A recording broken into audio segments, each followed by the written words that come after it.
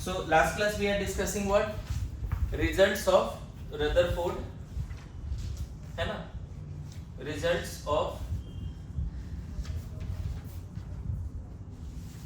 Rutherford's scattering experiment। तो उसमें सबसे पहला क्या था, रिजल्ट में उसने रेडियस ऑफ एटम दिया और यही लिख लेना 10⁻⁸ सेंटीमीटर 10⁻⁻10 मीटर, यही लिख लेना। यहाँ पे डेटा दिया हुआ एनसीईआरटी स्पेशली फॉलो करें हम लोग तो। और रेडियस ऑफ न्यूक्लियस भी उसने दिया 10⁻13 सेंटीमीटर या 10⁻15 मीटर। इसको 1 एंगस्ट्रॉम बोल सकते हो और इसको शायद 1 एफएम फर्मी मीटर कुछ बोलेंगे। मैंने बोला था 10⁻15 मीटर को एफएम करके बोलते हैं। ये यहाँ पर भी मोल कंसेप्ट वाले में ये लिखा हुआ है, इवन मॉड्यूल के शुरू में भी दिया हुआ है ना। लेकिन अगर एनसीईआरटी बेस माने तो उसको ध्यान में रखो। एक टेबल दिया है यहाँ पर 10⁻⁻15 को फेम्टो फेम्टो करके है तो एफएम करके लिख लेंगे। खैर यहाँ से ये बात समझ में आ रहा है। अगर कोई बोले radius of atom to that of radius of nucleus, तो ये कितना आना चाहिए बताओ? रेडियस का रेशियो 10⁵ इससे क्या पता चल रहा है? इससे ये पता चल रहा है कि अगर ये मान ले ये न्यूक्लियस है तो जो एटम का साइज है, न्यूक्लियस का रेडियस अगर मान लेते हैं r0 है तो एटम का जो रेडियस है वो 1 लाख टाइम्स ऑफ r0 होगा। सोचो एटम कितना बड़ा है। न्यूक्लियस का अगर रेडियस r0 है तो एटम का रेडियस 10⁵ टाइम्स, मतलब अगर ये 1 सेंटीमीटर है, 1 सेंटीमीटर हमको समझ में आता है, तो ये 1 लाख सेंटीमीटर है। Getting my point? बोला जाता है कि अगर एटम अगर एक फुटबॉल का ग्राउंड है पूरा, तो उस ग्राउंड के बीचों बीच एक छोटा सा डॉट न्यूक्लियस है। मतलब nucleus is very very small. Heavy तो है ही, entire positive charge proton and neutrons are supposed to be concentrated in this entire very small volume, है ना। लेकिन चलो थोड़ा एक आइडिया लगा। अगर हम वॉल्यूम ऑफ एटम का बात करें, इसको किया था, स्टार्ट किया, स्टार्ट, ठीक। Volume of atom by volume of क्या बोलते हैं?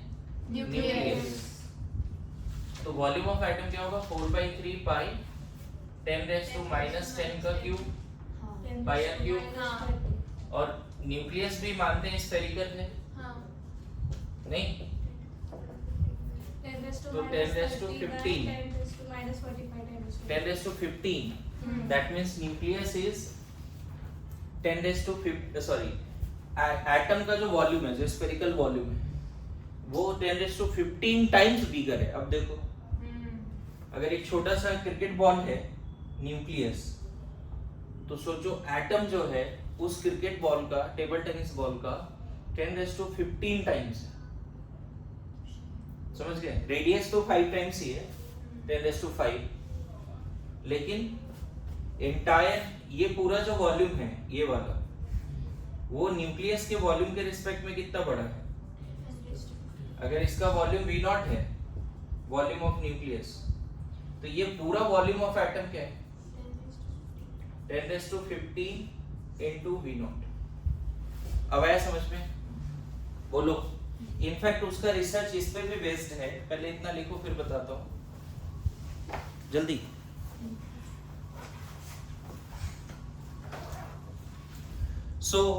देखो ये तो बताया ही, रदरफोर्ड का ये पूरा एक्सपेरिमेंट था। मैक्सिमम अल्फा पार्टिकल पास हो गया, उससे उसने गेस किया कि एटम का रेडियस ये रहा होगा, न्यूक्लियस का रेडियस।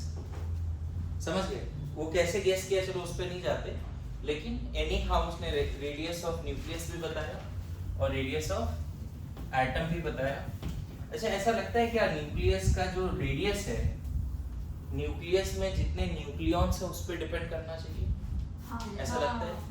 अगर न्यूक्लियस में 2 प्रोटॉन है तो रेडियस थोड़ा कम होना चाहिए। न्यूक्लियस में अगर 30 प्रोटॉन है तो रेडियस, अरे यस और नो बड़ा होना चाहिए ना, मतलब जितने ज्यादा प्रोटॉन और न्यूट्रॉन्स होंगे न्यूक्लियस में रेडियस उतना ही बड़ा होगा। Good to go. तो उसने रेडियस ऑफ न्यूक्लियस का एक और फॉर्मूला दे दिया, r0 a to the power 1/3 where a is the atomic mass number, that is number of proton plus neutron. हमने पढ़ा है मोल में, भूल गए एटॉमिक मास नंबर। नहीं सर याद है और r0 का वैल्यू उसने कितना बोला? 1.3 to 1.5 into 10 मेन तो यही है, एनसीईआरटी में ये दिया हुआ भी नहीं है। -13 सेंटीमीटर। ये जैसे मान लो अगर बोला जाता कि कैलकुलेट है ना रेडियस ऑफ न्यूक्लियस ऑफ पहला हाइड्रोजन एटम है ना, दूसरा पूछ सकते थे हम तुमसे आपसे मान लो एल्युमिनियम एटम, तो कैसे निकालते बताओ सॉल्यूशन में? Radius of nucleus of hydrogen atom r0 hydrogen के लिए 1 का क्यूब रूट होता, 1 का क्यूब रूट होता है तो कितना लिख देते हैं? सिर्फ r0 मतलब 1.33 into 10 raised to, समझ में? अगर बोला जाता radius of nucleus of aluminium atom तब कितना? 27 r0 into और एल्युमिनियम के लिए एटॉमिक मास नंबर कितना? तो r0 into 3 3 r0। हाँ समझ में? मतलब हाइड्रोजन एटम का साइज अगर मान लो ये है और उसका न्यूक्लियस मान लेते ये, तो जो एल्युमिनियम एटम है उसका ये साइज है और उसका न्यूक्लियस ये होगा, मतलब ये r0 है तो ये कितना है? 3r। मेरे बात समझ रहे हो? यहाँ पे रेडियस ऑफ न्यूक्लियस कितना है? r0, तो यहाँ पे रेडियस ऑफ न्यूक्लियस कितना होगा? 3r। अब क्यों? क्योंकि इसके न्यूक्लियस के अंदर प्रोटॉन कितना है और न्यूट्रॉन तो है ही नहीं, ये सुनो, जबकि इसके न्यूक्लियस के अंदर प्रोटॉन कितना है? 30, न्यूट्रॉन 40। याद है? कभी हमने ऐसे लिखा था 13 27, याद है? तो प्रोटॉन न्यूट्रॉन लिखना सिखाया था। तो बताओ यहाँ ज्यादा पार्टिकल्स है नहीं, प्रोटॉन प्लस न्यूट्रॉन ज्यादा है, यहाँ तो एक ही, तो इसका साइज क्या होगा? ज्यादा होगा। मेरी बात समझ में आ रहा है? ठीक है, कितना लिखो जल्दी। ठीक है, आगे बढ़ते हैं। एक यहाँ पे नया फैक्ट सीखेंगे। डेंसिटी क्या होता है बच्चे, थोड़ा बहुत पता है क्या? डेंसिटी बढ़िया ना, डेंसिटी मास बाय वॉल्यूम। अगर कोई पूछे तुमसे न्यूक्लियस का डेंसिटी तो क्या बोलोगे? अगर मान लो इस न्यूक्लियस का डेंसिटी बोलते हैं, density of nucleus of hydrogen atom, क्या बोलेंगे? यहाँ पे डेंसिटी सिंबल है, N फॉर न्यूक्लियस है, H एटम के लिए, तो यहाँ क्या बोलेंगे? मास ऑफ न्यूक्लियस, नहीं nucleus of H by volume of nucleus, एक है ना जी? बोलो, ये पता है पूरा सॉल्व करोगे ना, मास ऑफ न्यूक्लियस लमसम कितना आएगा? ये इधर वाला पार्ट हटा दो क्या? करवाना, ठीक है। एक नया फैक्ट सीखोगे तुम अभी, वो फैक्ट तुम खुद बताओगे।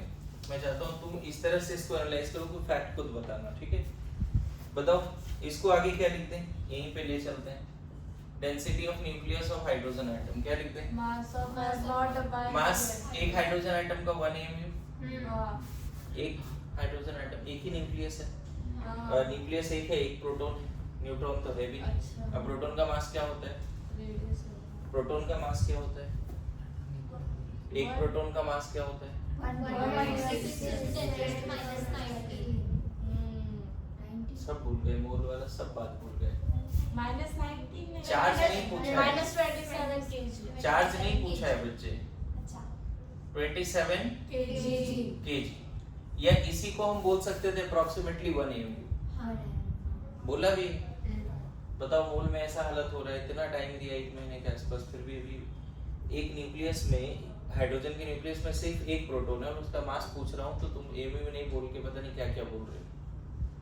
किसी भी फंडामेंटल पार्टिकल का मास बेस यूनिट में बोलना चाहिए ना, केजी ग्राम में बोलना चाहिए, सिखाए तो क्या बोलना पड़ेगा तुम्हें 1 AMU। 1 AMU। चलो ऐसा यूनिट में रख लिया कैलकुलेशन के लिए। इसको क्या बोलते हैं 4/3 पाई और क्या r। इसका रेडियस कितना आया था बच्चे याद करो। अरे हाइड्रोजन एटम का रेडियस क्या आया था न्यूक्लियस का, अभी जस्ट कैलकुलेट किया था, कितना आया था r0। बढ़िया, तो इसको थोड़ा नोट डाउन करना। उसी तरह से मैं इस न्यूक्लियस का है ना डेंसिटी निकाल रहा हूँ, न्यूक्लियस ऑफ एल्युमिनियम एटम। और जो फैक्ट मैं बोलने वाला हूँ वो थोड़ा दिमाग में रखना। बताओ क्या करते हैं, एल्युमिनियम एटम के न्यूक्लियस का डेंसिटी निकालना चाहते हैं, क्या करते हैं बताओ जल्दी बोलो।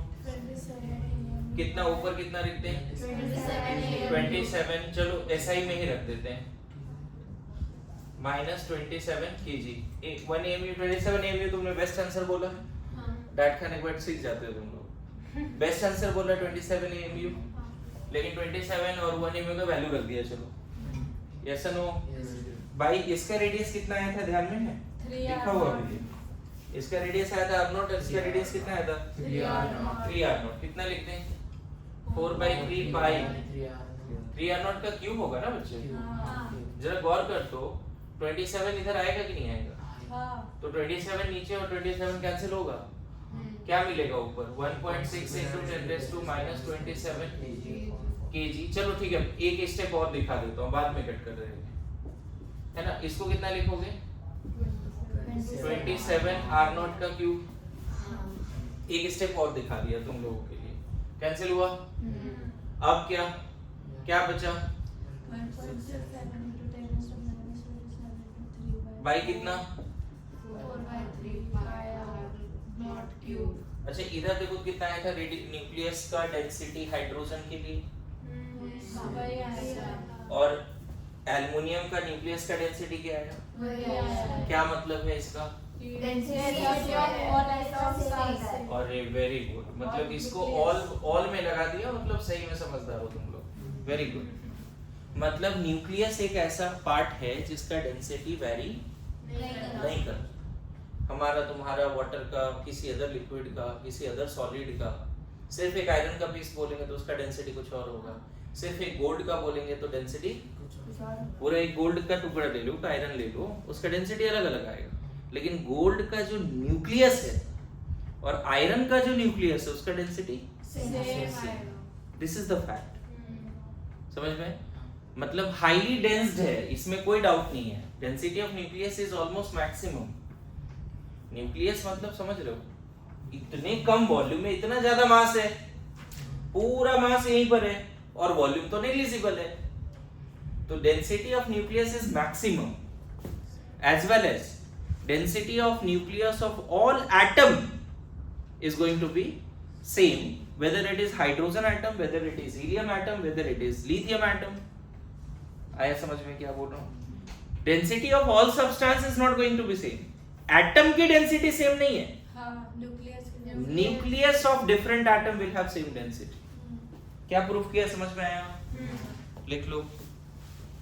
कभी कभी ऐसा क्वेश्चन आता है कि which nucleus having maximum density, option में रहेगा हाइड्रोजन, फिर उसके बाद एल्युमिनियम, फिर आयरन, फिर गोल्ड, फिर प्लेटिनम, और लास्ट में रहेगा ऑल हैव सेम डेंसिटी। तो ध्यान रखना होगा डेंसिटी ऑफ न्यूक्लियस मेंशन हो, डेंसिटी ऑफ एटम नहीं मेंशन हो, क्या मेंशन होना चाहिए, डेंसिटी ऑफ न्यूक्लियस। लिख लो, नेक्स्ट रिजल्ट लिखो, ये सिंबल सही कर लेना, यहाँ ए सिर्फ लिखा हुआ था, एल वहां पे होना चाहिए था।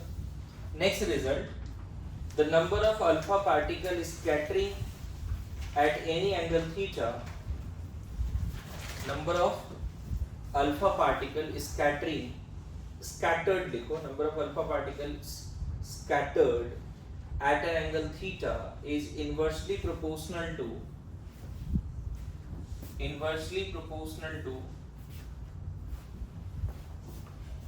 fourth power of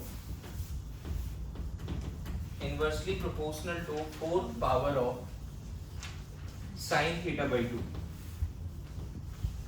fourth power of sin theta by 2, है ना। इससे पहले जो लिखना था न्यूक्लियस की डेंसिटी कोई भी एटम हो उसकी न्यूक्लियस की डेंसिटी सेम है।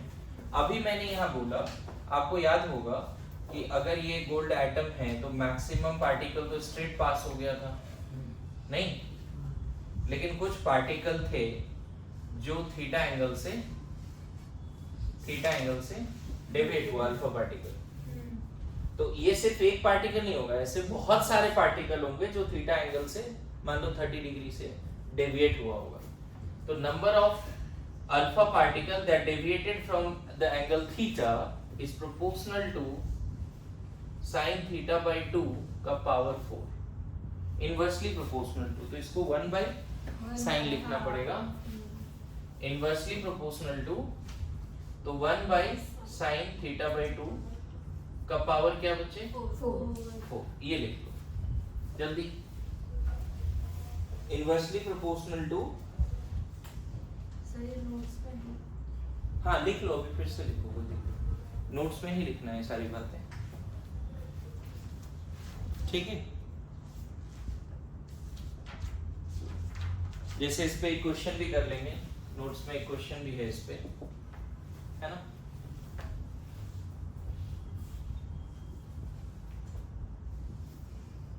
ये क्या बोला समझ में आया? 30 डिग्री से कितने अल्फा पार्टिकल डेविएट होंगे, तो एक्सपेरिमेंट का रिजल्ट ये बोलता है कि 30 डिग्री से जो अल्फा पार्टिकल डेविएट हुआ होगा वो 1 by sin 15 डिग्री पावर 4 पे डिपेंड करेगा। Number of alpha particle is deviated from an angle 30 degree is proportional to 1 by sin 30 by 2 that is sin 15 to the power 4। मेरी बात आ रही है समझ में? बोलो, क्वेश्चन लिखो। If number of alpha particle is scattered at an angle 60 degree are, if number of alpha particle is scattered at an angle 60 degree are 112 per minute, 112। If number of alpha particle is scattered at an angle of 60 degree are 112, 112 per minute, then calculate number of alpha particles scattering at an angle of 90 degree, then calculate number of alpha particle scattering at an angle of 90 degree। कैसे करेंगे? Simple ये formula लगा सकते हैं, बताओ। Number of alpha particle 90 degree वाला कितना, तो 1 by प्रोपोर्शनल टू क्या, 1 by sin 45 डिग्री का पावर क्या बच्चे, 4। बोलो। अच्छा, number of alpha particle scattering at an angle 60 degree proportional to what, 1 by sin 30 degree का पावर क्या, 4। दो बार ऐसे लिखें, दिस डिवाइड बाय दिस करोगे, कांस्टेंट ऑफ प्रोपोर्शनैलिटी कैंसिल हो जाएगा, जो भी कांस्टेंट यहाँ आएगा, नहीं यहाँ पे प्रोपोर्शनैलिटी साइन हटाने के लिए कांस्टेंट लिखना पड़ेगा, k times of this k time, लेकिन जब डिवाइड करेंगे तो k कैंसिल हो जाएगा। तो हम यहाँ पे क्या लिख सकते हैं, number of alpha particle at 90 degree by number of alpha particle at 60 degree is equal to क्या, बताओ, इज इक्वल टू, ये ऊपर जाएगा ना, दिस डिवाइड बाय दिस है, तो ये ऊपर और ये नीचे, तो ऊपर आएगा sin 30 का पावर 4 और नीचे sin 45 डिग्री का पावर 4। बोलो। 4 कैंसिल हो जाएगा, पावर कैंसिल नहीं, सॉरी अच्छा, कैंसिल नहीं, फुल पे आ जाएगा। हाँ पूरे फुल पे पे आ आ जाएगा। जाएगा, मैं समझ गया था। ये 112 है बच्चे। 60 डिग्री वाले कितने पार्टिकल हैं, 112। अच्छा, sin 30 का वैल्यू बताओ, 1/2 1/2 का 4 और ये 1/√2 ओवरऑल 4, यही बोल रहे हो ना? हाँ ऐसे कर ले। हाँ।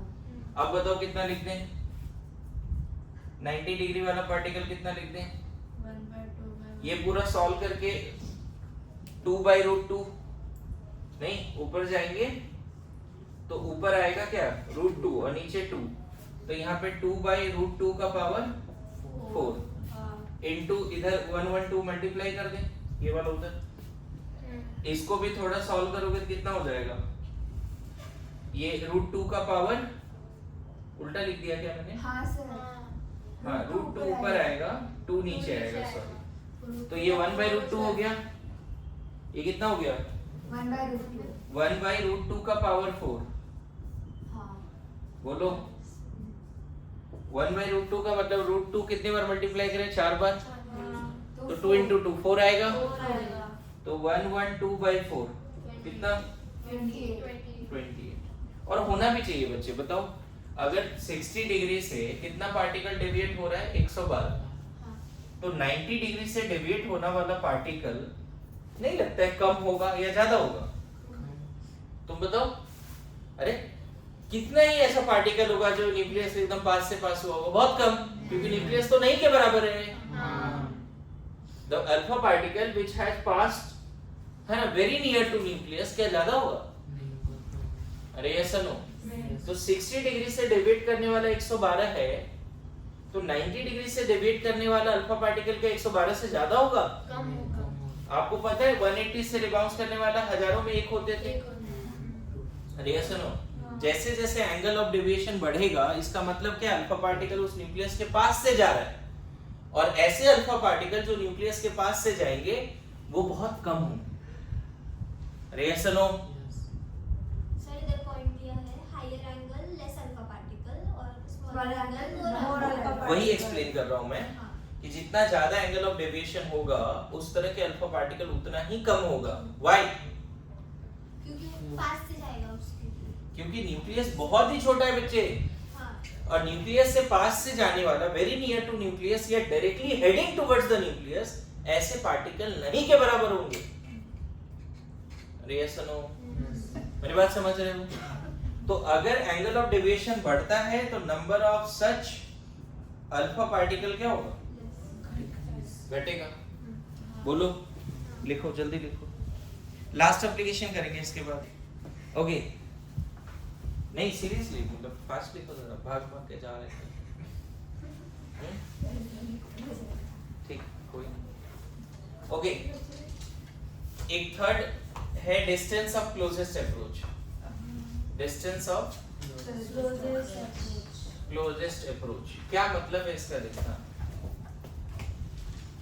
ये ना एक फिजिक्स का क्वेश्चन भी आगे चल के 12th में हो सकता है, इलेक्ट्रोस्टैट में पढ़ोगे, बट यहाँ पे मैं तुम्हें थोड़ा सा रदरफोर्ड के हिसाब से क्वेश्चन करा रहा हूँ।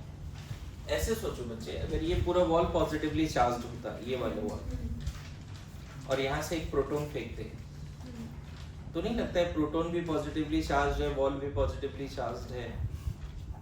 क्या होगा? जैसे जैसे उसके पास जाएगा क्या होगा? इमेजिन करो, क्या वो कोलाइड करेगा या धीरे धीरे उसकी स्पीड कम होगी? कम होगी। स्पीड कम क्यों होगी? क्योंकि वो रिपेल करते हैं, like charges repel. Like charges repel each other. जैसे मान लो ये वॉल है पॉजिटिवली चार्ज्ड है, समझना, और यहाँ से मैंने एक अल्फा पार्टिकल फेंक दिया। अल्फा पार्टिकल होता है He+2। क्या होता है? He+2। अगर इसको फेंक दिया, मान लो बहुत हाई स्पीड से फेंका, अगर वॉल का जो पॉजिटिव चार्ज है अगर पावरफुल होगा तो धीरे धीरे धीरे धीरे, जैसे ही मान लेते जो पॉजिटिव चार्ज है बच्चे उसका अपना एक फील्ड होगा, यस नो? एक बिग चार्ज यूनिट है तो उसका अपना एक फील्ड होगा, मानते हो बात? एक बड़े चार्ज यूनिट हमने बेसिक टर्म्स में पढ़ाया है आपको, है ना? ऐसा नहीं बोलो कि नहीं पढ़ाया है। एक बड़ा चार्ज होगा तो उसका एक अपना इलेक्ट्रिक फील्ड होगा। जैसे ये चार्ज पार्टिकल इसके फील्ड में एंट्री मारेगा, क्या होगा? उस पे एक बैकवर्ड फोर्स लगेगा, दैट इज अल्फा इनटू ई, है ना? या चार्ज इनटू, चलो ये बोलते हैं दिस इज द फोर्स। और आपको पता है फोर्स हमेशा उस चार्ज पार्टिकल को रिपेल करेगा। फोर्स इस डायरेक्शन में लगेगा क्या? नहीं, हमेशा Opposite। इलेक्ट्रिक फील्ड वाले डायरेक्शन में लगेगा। अरे yes or no? तो बताओ उसका धीरे धीरे स्पीड क्या होगा? अल्फा पार्टिकल जैसे ही एंट्री मारेगा इसके फील्ड के अंदर, उस पे एक फोर्स लगना शुरू हो जाएगा इस डायरेक्शन में। कौन सा फोर्स? नहीं, लगना शुरू हो जाएगा, उससे उसका स्पीड क्या होगी? कम हो जाएगी। हो सकता है वो जब तक यहाँ आए उससे पहले उसकी स्पीड 0 हो जाए, क्योंकि ये पॉजिटिव जो वॉल है उसकी इलेक्ट्रिक फील्ड इतना पावरफुल है कि वो अल्फा पार्टिकल को बिफोर कोलिजन ही रोक दिया, हाँ बिफोर। कोलिजन ही रोक दिया। तो जहां पे रोक दिया उस बॉल से डिस्टेंस ही कहलाता है डिस्टेंस ऑफ क्लोजेस्ट। मेरी बात समझ में क्या हुआ? बहुत हाई स्पीड से फेंका था, यहाँ मान लेते हैं स्पीड 500 मीटर पर सेकंड है, जैसे एंट्री मारा इस पॉइंट पे स्पीड हो जाएगा 400 मीटर पर सेकंड, और थोड़ा पास इस पॉइंट पे, ए पॉइंट पे कितना है, बी पॉइंट पे कितना, सी पॉइंट पे कितना हो गया, मान लो 300 किलोमीटर मीटर पर सेकंड। बोलो डी पॉइंट पे क्या हो गया उसकी स्पीड? बिफोर कोलिजन स्पीड क्या हो गई उसकी? सो बहुत हाई स्पीड से एक अल्फा पार्टिकल को ए पॉइंट से फेंका था, ए पॉइंट पे स्पीड 500 थी, लेकिन जैसे वो फील्ड में एंट्री मारा स्पीड कम होते गई। उस पे एक फोर्स लग रहा है। ये कौन सा फोर्स है? रिटार्डिंग फोर्स है, नहीं है तो इलेक्ट्रोस्टैटिक फोर्स ही है, लेकिन वो कैसा फोर्स है? उसके एक्सेलरेशन को कम कर रहा है या बढ़ा रहा है? अरे बोलो, कम कर रहा है। कम कर रहा है ना। जैसे एक पत्थर को बहुत हाई स्पीड से फेंको ऊपर, ग्राउंड से ऊपर फेंको, क्या होगा? तुरंत उस पे कौन सा फोर्स लगना शुरू होगा? मान लो एक ग्राउंड सरफेस है, इधर इधर देखे, इधर तुमने यहाँ से एक पत्थर लॉन्च कर दिया बहुत हाई स्पीड से 500 मीटर पर सेकंड से, क्या होगा? एक पॉइंट पे जाते हो जीरो। धीरे धीरे उस पे हमेशा कौन सा फोर्स, जिस जैसे हाथ से रिलीज किया उस पे कौन सा फोर्स लगने लगा? हर मोमेंट में कौन सा फोर्स है? बात समझे? टॉप पॉइंट पे जहां पे पहुंच गया, मान लेते ये ए है, बी है, सी है, डी है, डी पे क्या है उसके पास? फोर्स अभी भी है उसके पास। मैं बताऊं, ये फिजिक्स में बड़ा अच्छा क्वेश्चन है कि टॉप पॉइंट पे वेलोसिटी जरूर इसका जीरो हो जाता है, लेकिन वहां एक्सेलरेशन और फोर्स है। अगर तुमसे क्वेश्चन पूछा जाए कि क्या ऐसा पॉसिबल है कि वेलोसिटी जीरो हो जाए, स्पीड जीरो हो जाए, बट फिर भी उस पे एक्सेलरेशन हो, क्या ये पॉसिबल है कि वेलोसिटी जीरो हो जाए, स्पीड जीरो हो जाए, फिर भी एक्सेलरेशन हो? तो बोलते हैं हाँ पॉसिबल है। ये एक बेस्ट एग्जांपल है। टॉप पॉइंट पे वेलोसिटी जीरो हो गया, फिर भी उस पे फोर्स लग रहा है। यहाँ पर भी ये रुक गया, लेकिन अभी भी इस पे कौन सा फोर्स लग रहा है? हमेशा रिटार्डिंग फोर्स लग रहा है। मेरे बात समझ लो। लेकिन अभी मैं ये समझाने वाला था डिस्टेंस ऑफ क्लोजेस्ट अप्रोच है क्या, समझ गए? वॉल से जस्ट पहले वो रुक गया, दैट इज कॉल्ड, ये वाला जो डिस्टेंस है ना, इसको मान लेते हैं r0, this is called distance of closest approach. तो लिखो इसको पहले। हाँ, इधर देखिए आगे, डिस्टेंस ऑफ क्लोजेस्ट अप्रोच समझ में आया है। अब इसी को दूसरे तरीके से समझाने का क्या तरीका है?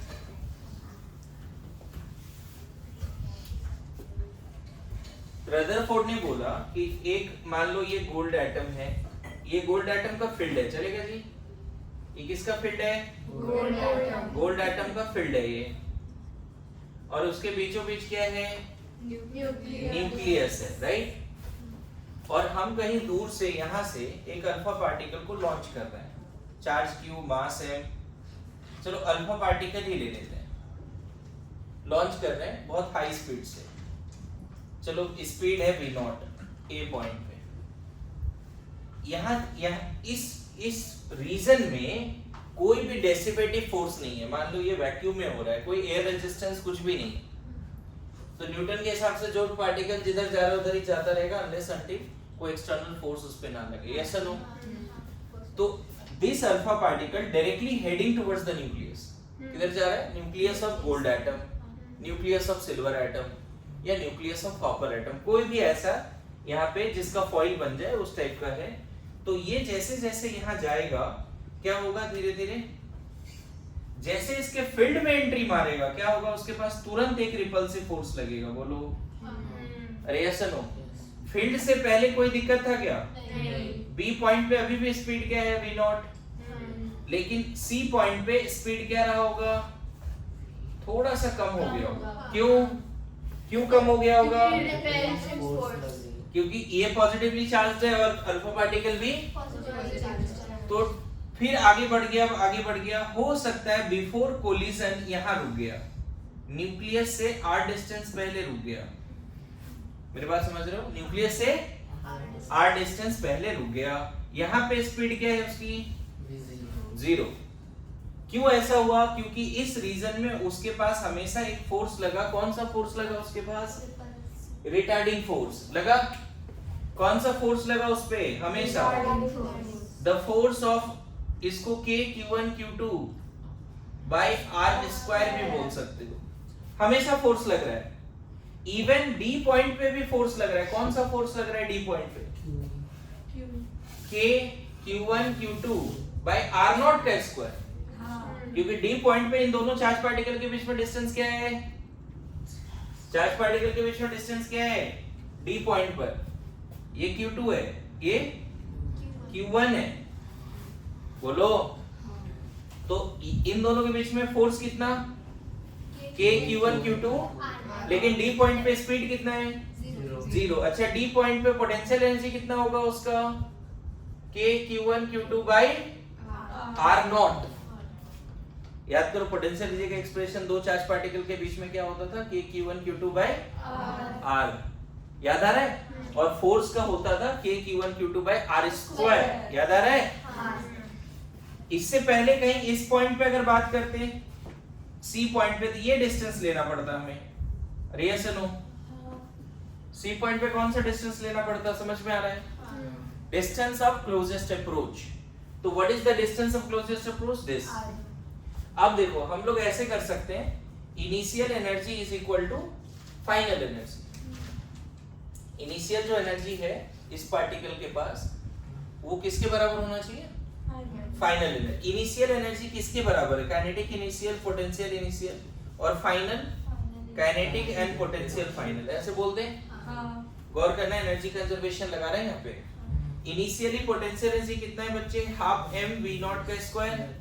क्योंकि इनिशियल स्पीड कितना माना हमने? मास क्या है? m है। इनिशियल पोटेंशियल एनर्जी है ही नहीं। क्यों? क्योंकि चार्ज पार्टिकल किसी के फील्ड में नहीं। ये फील्ड में तो इस बाउंड्री के अंदर जाएगा तब फील्ड में आएगा। बोलो। अच्छा, डी पॉइंट पर स्पीड है क्या? नहीं। तो डी पॉइंट पे काइनेटिक एनर्जी क्या है? 0। और डी पॉइंट पे पोटेंशियल एनर्जी कितना है? k q1 q2 bye r naught. k q1 q2 bye r naught. बोलो, यहाँ तक समझ में आ रहा है? यहाँ से सॉल्व करोगे क्या मिलेगा? 1/2 mass of alpha particle, initial velocity of alpha particle is equal to k q1 मतलब 2e charge in the alpha particle. किसके बराबर होता है? अल्फा पार्टिकल He+2 होता है बच्चे। इस पे चार्ज जो होता है वो 2 प्रोटॉन के बराबर, 2 प्रोटॉन के बराबर। न्यूक्लियस में जो चार्ज होता है, गोल्ड एटम का न्यूक्लियस में 79 प्रोटॉन होता है। गोल्ड एटम के न्यूक्लियस में कितना प्रोटॉन होता है बच्चे? 79 प्रोटॉन। Q1 कितना? 2e। और Q2 कितना? 79। Q2 मतलब गोल्ड एटम के न्यूक्लियस में charge. Yes no? Divide by कितना करते हैं? r naught. बोलो। अब इसको इधर कर दो, r नॉट का वैल्यू आ जाएगा। देखो r नॉट कितना आ गया? r नॉट कितना आ गया? इसको इधर और इसको इधर डिवाइड करो। 2 इंटू, ये दोनों मल्टीप्लाई करके कितना? 2 into 79 into k e square. 178। ये 2 भी जा रहा है ना उधर। 2 इंटू 2 4 इंटू 79, 4 इंटू 79 ना। और इधर कितना? मास of alpha particle v naught का स्क्वायर। 356। ये क्या आ गया बच्चे बताओ? Distance of closest approach. मतलब कोई अल्फा पार्टिकल को डायरेक्टली अगर न्यूक्लियस ऑफ गोल्ड एटम की तरफ हिट करोगे, थ्रो करोगे, कोई अल्फा पार्टिकल को nucleus directly heading towards the nucleus of gold atom, तो क्या होगा? गोल्ड एटम के फील्ड के अंदर जरूर जाएगा, लेकिन न्यूक्लियस से टकराने से पहले रुक जाएगा। कौन से डिस्टेंस पे रुकेगा? This is called distance of closest approach. पूरा सॉल्व करके बताओ कितना आ रहा है आप नोट? 356 हो रहा है। कैलकुलेशन नहीं हो रहा तुम लोगों से? 316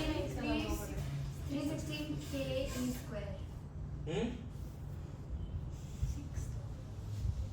हाँ, 316 सही है।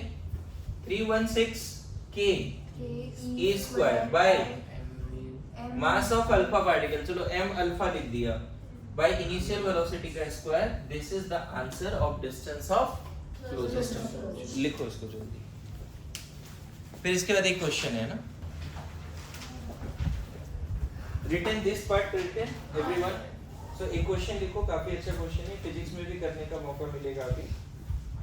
An alpha particle is projected from infinity with velocity v naught towards the nucleus of gold atom. Sir थोड़ा धीरे। particle An alpha particle is projected from infinity with velocity v naught towards the nucleus of gold atom. Towards the nucleus of gold atom. Find out पहला। Find out first question है distance of closest approach r naught, जिसका solution already board पे है। ये जो question है इसका solution already board पर है। देखो क्या है, an alpha particle is projected from infinity with velocity v naught towards the nucleus of gold atom. Find out r naught, ये पहला क्वेश्चन है। दूसरा, velocity of alpha particle at a distance of, next question, पहला question distance of closest approach है, उसी में दूसरा question लिखो। मेन वो हेडिंग था, उसमें एक नंबर ए बी सी करके है, तो बी पार्ट लिखो। फिर से फाइंड आउट, ए पार्ट में क्या, r naught, that is distance of closest approach. B part में velocity of alpha particle at a distance of 2 r naught from nucleus. Sir थोड़ा धीरे। सर हाँ velocity of alpha particle at a distance of 2 r naught from nucleus, sir अरे AC का temperature ज्यादा तो हाथ हिल at a distance of 2 r naught from nucleus, velocity of alpha particle at a distance of 2 r naught from nucleus. Third question, C part, what will be the speed of alpha particle?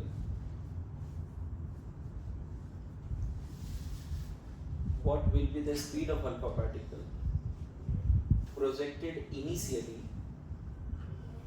if it reaches to r naught by 2 distance? If it reaches to r naught by 2 distance, if it reaches to r naught by 2 distance. अब देखो question मैं एक बार फिर से समझा देता हूँ। पहला क्वेश्चन का सॉल्यूशन बोर्ड पर है। अल्फा पार्टिकल को v नॉट से फेंका r naught by 2 डिस्टेंस। पहला क्वेश्चन का सॉल्यूशन बोर्ड पर है, v naught से फेंक रहे हैं, बोल रहे हैं r naught तक पहुंच गया, तो बताइए r naught क्या है। ऑब्वियसली गोल्ड एटम दिया है तो न्यूक्लियर चार्ज हमें पता है 79e, और अल्फा पार्टिकल का भी चार्ज हमें पता है 2e, Q1 Q2r। ये इसी तरह से फर्स्ट क्वेश्चन का सॉल्यूशन तुम दोबारा लिखोगे, थोड़ा जगह छोड़ देना, सेम पार्ट लिखोगे, दोबारा लिखोगे, ठीक है। अब सेकंड क्वेश्चन क्या बोल रहा है, देखो सेकंड क्वेश्चन समझाने जा रहा हूँ। फर्स्ट क्वेश्चन का आंसर दोबारा लिख लेना, सेकंड क्वेश्चन समझाने जा रहा हूँ, समझाएं? बोलो। हाँ सर। ठीक है, सेकंड क्वेश्चन के लिए मैं यहाँ पे इस तरह से बातें कर रहा हूँ, ध्यान दीजिए सब लोग। सेकंड क्वेश्चन में ये तुम्हारा फील्ड है मान लेते हैं, थोड़ा सा इधर ध्यान दे दो, इस पार्ट को कंप्लीट करने दो, है ना, ठीक है। मान लेते हैं ये न्यूक्लियस है, आपने देखा जब अल्फा पार्टिकल v नॉट से फेंका, यहाँ पर भी v पॉइंट पे भी v नॉट ही रहा होगा स्पीड। बोलो बोलो, कहाँ तक पहुंच गया है वो, कहीं यहाँ तक पहुंच गया d पॉइंट तक, और उस समय क्या है इसका डिस्टेंस r नॉट है। बोलो। अच्छा बताओ, इस r नॉट से पहले कोई ऐसा पॉइंट c मान लेते हैं, वहां पे क्या उसका स्पीड 0 है क्या?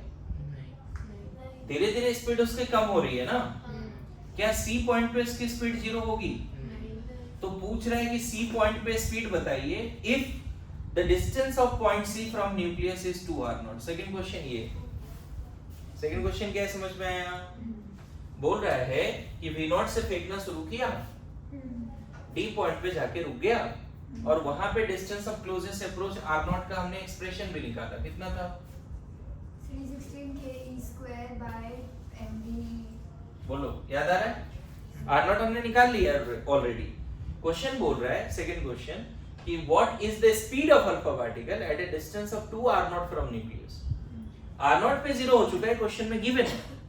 बोल रहा है न्यूक्लियस से 2 r नॉट पे, मतलब c पॉइंट पे उसका स्पीड क्या रहा होगा। तो पहले तो c पॉइंट पे उसकी स्पीड 0 नहीं होगी, राइट? हाँ अच्छा, c पॉइंट पे उसकी speed less than v not भी होगी, ये बात क्लियर है? क्योंकि घटना शुरू हो गया ना। A पॉइंट पे v नॉट है, B पॉइंट जस्ट एंट्री ले रहा है, v नॉट से एंट्री लेगा, लेकिन जैसे यहाँ एंट्री लेगा उसकी स्पीड क्या होगी? कम कम क्योंकि उस पे क्या लग रहा है? QE force. एक रिपल्सिव फोर्स लग रहा है। हाँ अरे बोलो, हाँ QE मत बोलो, k q1 q2 by r square बोलो, क्योंकि दोनों चार्ज कंपेरेबल मान लेते हैं, ठीक है? तो एक रिपल्सिव फोर्स लग रहा है, बोलो रिटार्डिंग रिटार्डिंग फोर्स, तो रुकेगा यहाँ पे। अब देखो, हम एनर्जी कंजर्वेशन A और C पॉइंट पे लगा देते हैं। सेकंड पार्ट सॉल्व करना शुरू कर दिया मैंने, फर्स्ट पार्ट ऑलरेडी सॉल्व्ड है। A और C पे, A पे क्या है? सिर्फ उसके पास पोटेंशियल तो है नहीं। C पॉइंट पे क्या है? हाफ m मान लेते हैं, C पॉइंट पे उसकी स्पीड v है, 0 नहीं है इतना पता है, लेकिन C पॉइंट एक फील्ड के अंदर है, तो C पॉइंट पे उसकी अपनी एक पोटेंशियल एनर्जी भी होगी। बोलो, आ रहा है समझ में? C पॉइंट पे पोटेंशियल एनर्जी कितना लिखोगे? k q1 q2 bye 2r ना, अरे एनर्जी लिख रहा हूँ, फोर्स होता है k q1 q2 bye square, potential energy लिख रहा हूँ दो चार्ज, इसीलिए मैंने पहले टर्म्स पढ़ाए है कि नहीं? फिर से C पॉइंट पे कौन कौन सा एनर्जी है उसके पास? उसका स्पीड 0 नहीं है, तो काइनेटिक भी है, और C पॉइंट वो फील्ड के अंदर है, इस एटम के फील्ड के अंदर है, तो उसके पास एक पोटेंशियल एनर्जी भी है, एंड दैट पोटेंशियल एनर्जी कितना है? k2e into k q1 q2 by r, याद है? अब हमें एनी हाउ ये निकालना है, बोलो। तो बताओ, mv स्क्वायर का वैल्यू, mv नॉट का वैल्यू, इसको इधर डिवाइड करके कितना रख सकते हैं? यहां से बताओ, mv नॉट किसके बराबर हो सकता है? 216 k e square by r not नहीं लिख सकते क्या? तो यहाँ पे जो m v is not square है, इसकी जगह पे क्या रख दें? 1/2 into 316 k स्क्वायर बाय, और इसको ऐसे ही रहने देते 1/2 m v स्क्वायर। ये सॉल्व करके कितना आएगा बताओ? k 70 कितना? 79 e k, सॉरी 79, अरे ये तो ये कैंसिल हो रहा है, हाँ ठीक है ना? बाय क्या? r not. अब इसको इधर ले आओ, इसको इधर ले आओ, कितना लिख दोगे? ये भी सॉल्व करके कितना काट लेते? 158 k e square by r naught minus 79 k e square by r naught equal to 1/2 m v naught square, sorry v square. ये सॉल्व करके कितना आएगा बताओ? 79 स्क्वायर। तो 1/2 m v square equal to 79 k e square by r naught आएगा। बोलो, उसको उधर मल्टीप्लाई करें, m डिवाइड करें, कितना मिलेगा फिर से? v इक्वल टू, सिर्फ हमको वेलोसिटी चाहिए ना, हमें C पॉइंट पे वेलोसिटी चाहिए, कितना आ जाएगा बताओ? C पॉइंट पे वेलोसिटी होल रूट 150 इधर मल्टीप्लाई करके कितना? 158 ना, 158 k e square, m sir m m नीचे आएगा ना बच्चे, हाँ m नीचे आएगा, r नॉट, हाँ m r नॉट, बोलो। Whole root sir, whole root, हाँ overall whole root. Root, very good, यहाँ तक समझ में आया? अब यहाँ पे हम क्या करेंगे? r नॉट का फिर से ये वाला वैल्यू रख देंगे, ये वाला, यहाँ जो r नॉट है ना, उसको यहाँ रख के देखो क्या मिलेगा। v is equal to 158 k e square by r, m तो रहने दो, r नॉट की जगह पे क्या रखते हैं हम? 316 k square by rv, यही रखते हैं ना, 316 k E square by MV naught square. M V naught square. बोलो हाँ थोड़ा अगर कैलकुलेशन अच्छा है आपका तो तो ऊपर वी नॉट, इसका रूट भी है ना, हाँ ऊपर वी नॉट स्क्वायर और नीचे सिर्फ 2 बचेगा। हाँ ऊपर वी नॉट स्क्वायर और नीचे 2 बचेगा। अगर सही से सॉल्व कर लिया ना बच्चे हाँ तो वी नॉट बाई रूट 2 आ जाएगा। हाँ ये करेक्ट आंसर। हाँ मतलब जो वी नॉट से फेंका था तुमने, डी पॉइंट पे जाके उसकी स्पीड 0 हो गई। That is R naught distance पहुंचा न्यूक्लियस से, आर नॉट डिस्टेंस पे स्पीड 0 हो गई, लेकिन न्यूक्लियस से 2 आर नॉट डिस्टेंस पे उसकी स्पीड, जो यहां स्पीड है वी नॉट बाई रूट 2। पूरा एक्सप्लेनेशन समझ में आया? तो फर्स्ट क्वेश्चन फिर से लिखो, फिर सेकंड क्वेश्चन भी लिखो। लास्ट पार्ट है इसका, देख लेते हैं, है ना। इसमें क्वेश्चन में ये बोल रहा है बच्चे कि किस स्पीड से फेंके उसको, है ना, कि वो अगर वी नॉट से फेंक रहे हैं तो कहां पहुंच जा रहा है, वी नॉट से फेंकने के बाद कहां पहुंच जा रहा है वो आर नॉट पे, लेकिन बोल रहा है न्यूक्लियस के थोड़ा और पास चल जाए, उसके लिए इनिशियल स्पीड क्या है। क्वेश्चन क्या समझ में आया? वो इनिशियल स्पीड क्या रहे, है ना, वी इनिशियल क्या रहे, हमें नहीं पता क्या है, मान लेते हैं v1 है। इनिशियल स्पीड क्या रहे ए पॉइंट पे, ताकि वो न्यूक्लियस की तरफ बढ़ना शुरू करे, और क्या बी पॉइंट पे भी स्पीड कितना v1 ही रहेगा। बोल रहा है कि पहले और पास चला जाए वो, डी पॉइंट पे कहां तक चला गया वो, आर नॉट बाई। क्वेश्चन समझे?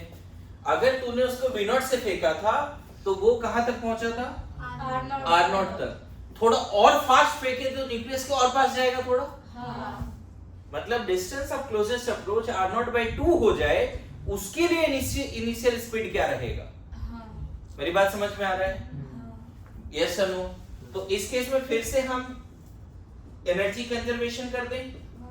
इनिशियल सिर्फ कौन सा एनर्जी है, kinetic, half M v1 square. Now initial energy v naught नहीं, v1 स्क्वायर, और फाइनल एनर्जी सिर्फ पोटेंशियल है क्योंकि वहां रुका हुआ है, तो पोटेंशियल जी कितना, k into 2e into 79e by r naught by 2, क्योंकि डिस्टेंस ऑफ क्लोजेस्ट अप्रोच अभी r naught by 2 है। क्वेश्चन में गिवन है ये पार्ट।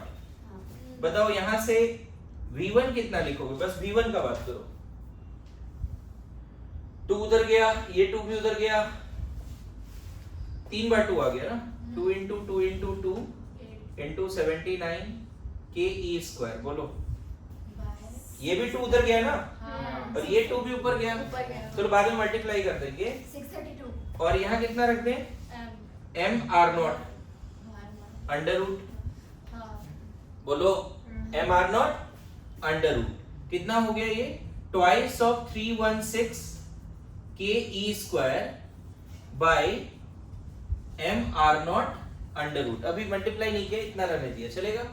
अच्छा r नॉट का जो वैल्यू है पहले से, उसका वैल्यू बता दो तो कितना है, 316 ke square by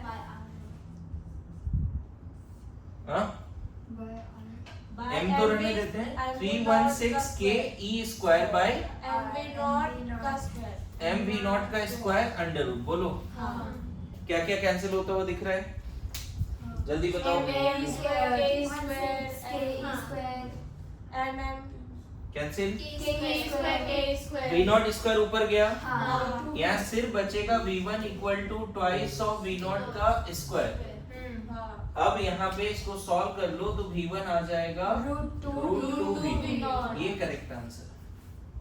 मतलब तुम जो पहले फेंके थे ना, पहले जब तुमने उसको v नॉट से फेंका था तो वो कहां तक गया था, आर नॉट तक, समझे। अब उसको फेंकना है कितना, √2v नॉट, मतलब 1.414 v नॉट। देखो इतना फास्ट फेंक रहा है, पहले जो स्पीड था 500 मीटर पर सेकेंड मान लेते हैं, अभी वो 500 into 1.4 है। मतलब थोड़ा और फास्ट फेंके ना तो थोड़ा और फास्ट चला गया वो। समझ में आया क्वेश्चन? ये फिजिक्स में भी करोगे लेक्चर स्टार्ट में, है ना। तो ये सारा क्या था, रदरफोर्ड का रिजल्ट्स। ठीक है, थैंक यू।